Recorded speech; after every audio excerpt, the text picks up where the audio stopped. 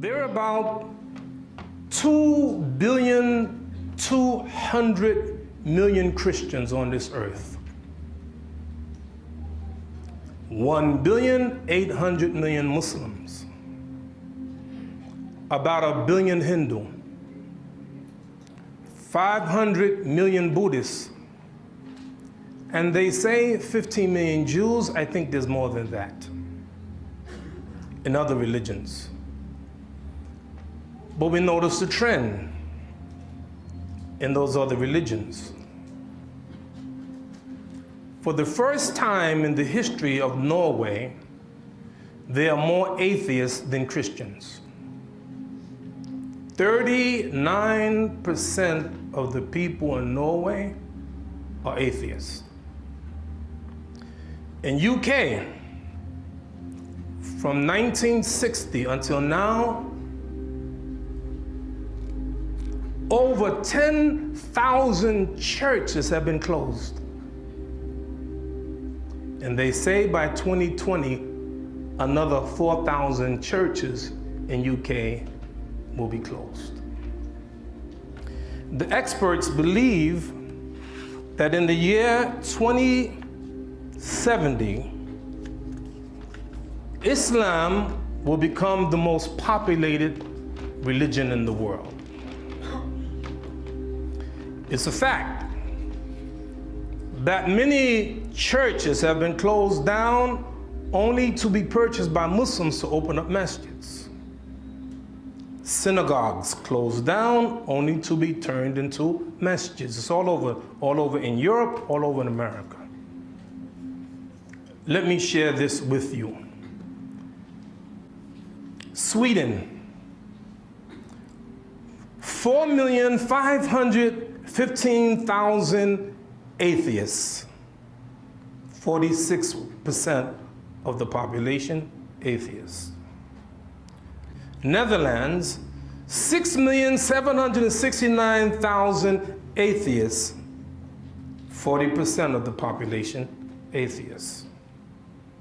United Kingdom, 25,920,000 atheists. 40% of the population atheists. Germany, 30,855,000 atheists. 38% of the population atheists. Japan, 58,342,000 atheists. 46% of the population atheists. China, 1,029,000,000 atheists. 75% of the population atheists. But we ain't worried. You say churches are closing down, we're building masjids. You saying synagogues are being closed, we're building masjids. Never forget what the Prophet, peace and blessing be upon him, said. You will follow those who came before you step by step and inch by inch, so that if they crawled in the hole of a lizard, you'll fall right behind. I'm concerned about this ummah.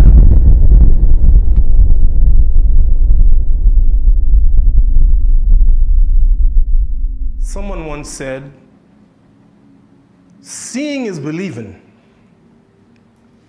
I get what you're saying, but really, not seeing is believing. Seeing is affirmation.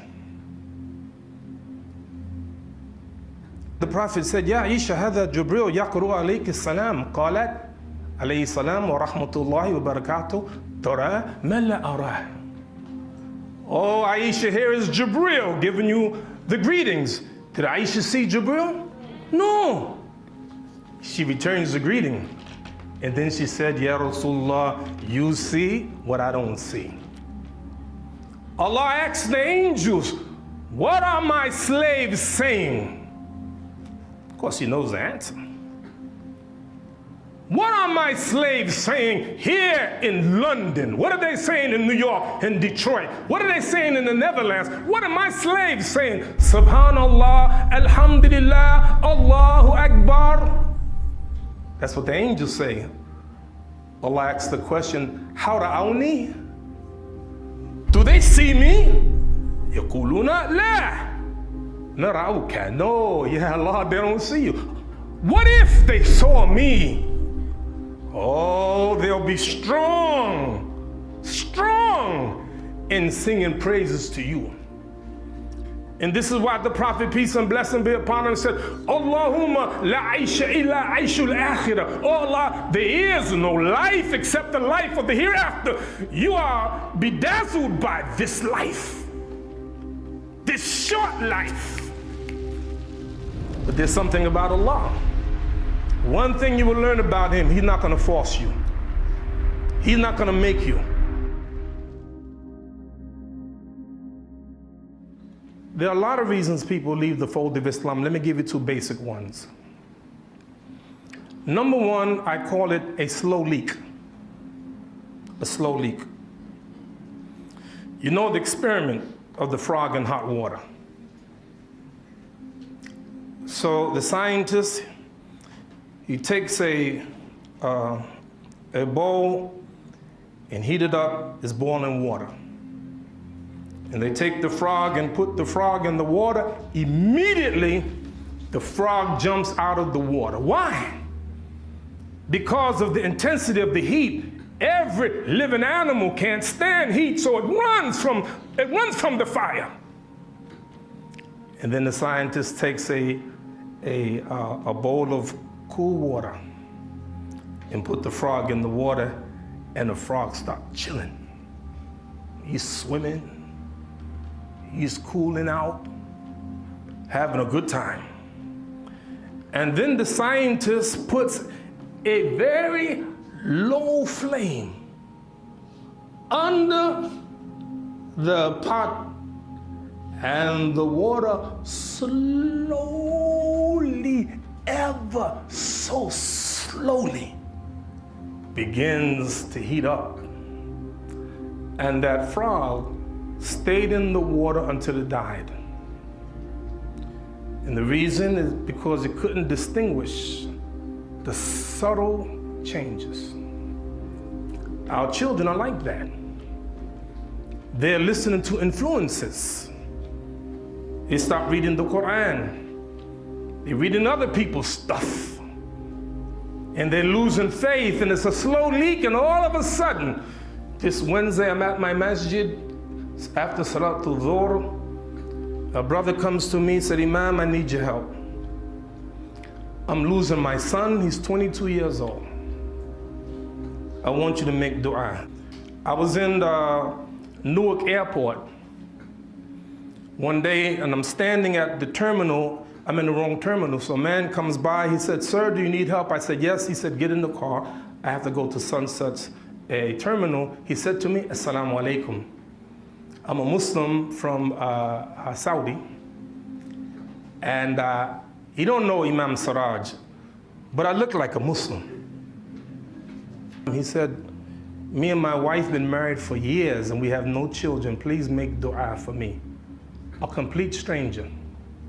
Qala rabbukum ud'uni astajib lakum. Your Lord said, call upon me, I will answer. Allah is my witness. I made dua for this brother and his wife over a week, every day, all day long. A stranger. Because this is where the ummah is, a stranger. I'm driving my car. I drive from New York City to Atlanta, Georgia, 900 miles. And I stop at North Carolina to rest, to get some fuel, and to make my salat. And there I go. I went to the side, and I'm making my salat, Allahu Akbar. And when I finish the salat, I see 13 strange Muslims who are joined in the salat. They don't know me. We're Muslims, and we're praying to Allah, to the Qibla. So they joined me. So we have to make dua. Allah is telling us to ask Him. You, every one of you, know right now people who used to practice no longer practice.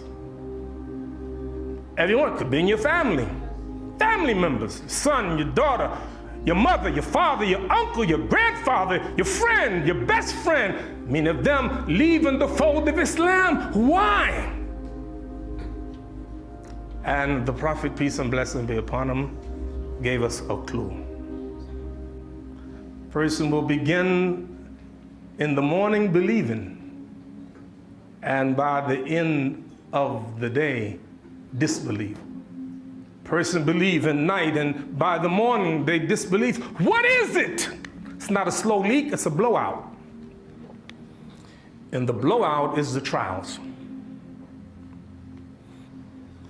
You see, these tests will reveal. You can be an imam, you can be an alim, you can be this and you can be that.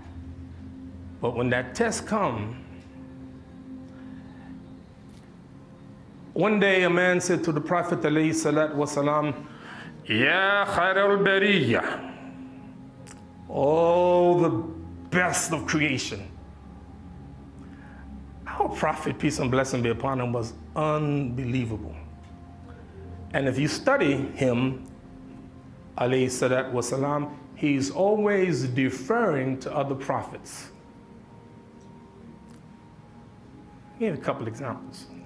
He said, Dhaka Ibrahim, the best of creation is Abraham.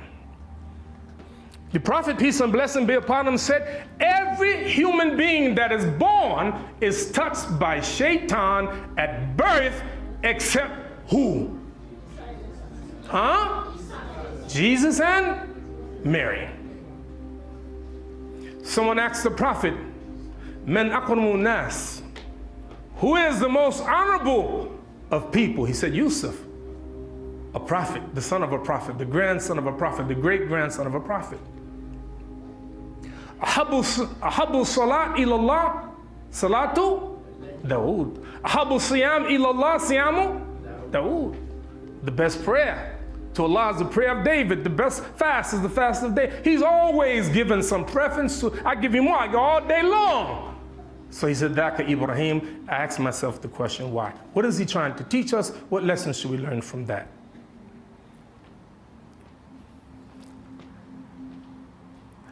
Shabir, in the Bible, is a verse very similar to the Quran. Allah did take Abraham as a Khalil. That's in the Bible. The Prophet, peace and blessing be upon him, said, one prayer in my masjid is better than 1,000 prayers in any other masjid. Ila al-masjid al-haram, except Masjid Haram. One prayer in Masjid Haram, the house that Abraham built, is better than 100,000 prayers in any other masjid. Tell me if you agree with me. Kullu nafsin dha'iqatul maut. You agree? Every soul shall taste of death. And when we're resurrected, we'll be resurrected naked. And the Prophet said, Ibrahim alayhi salatu wasalam will be the first one dressed on Yom al-Qiyamah. There's a named John Hagee, televangelist. He was given a speech, and I listened to other people, by the way. I listened to Christians and Jews and other scholars of their religion. I want to hear what they're saying. And he gave a speech, and he said, he was quoting the Bible, God said in Genesis, the 12th chapter and the 3rd verse, whoever curses Israel, God will curse.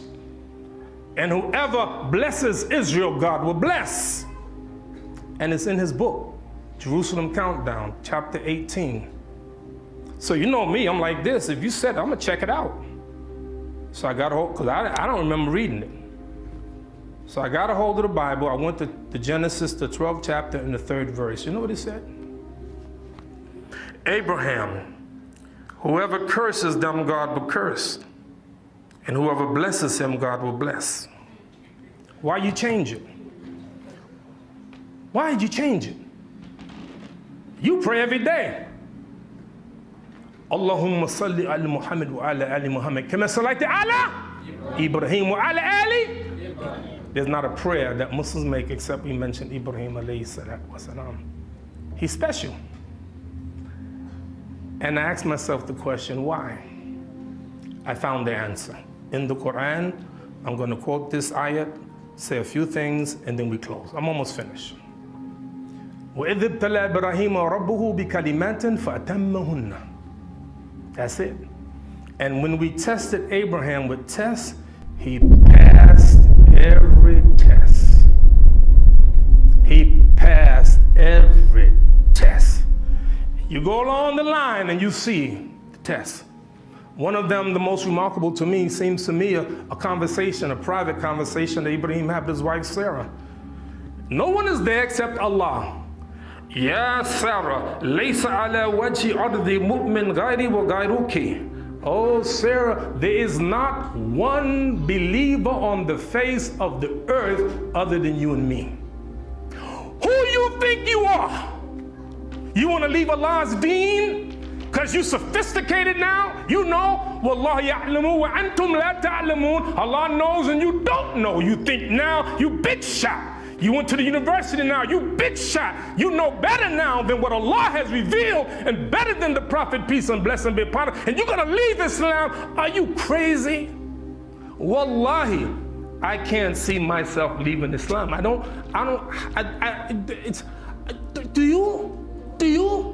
Do you see yourself leaving Islam? How? How is it possible?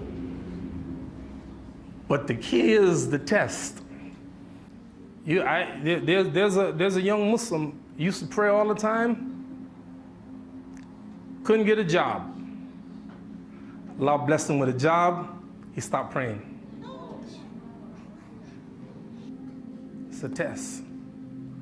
So brothers and sisters, every day we're going to be tested. Don't lose your faith. Do you know that every once in a while when you read the Quran and the Sunnah, you will see that the people in Jannah can see the people in hell, and the people in hell can see the people in Jannah. A lot of examples, I give you one.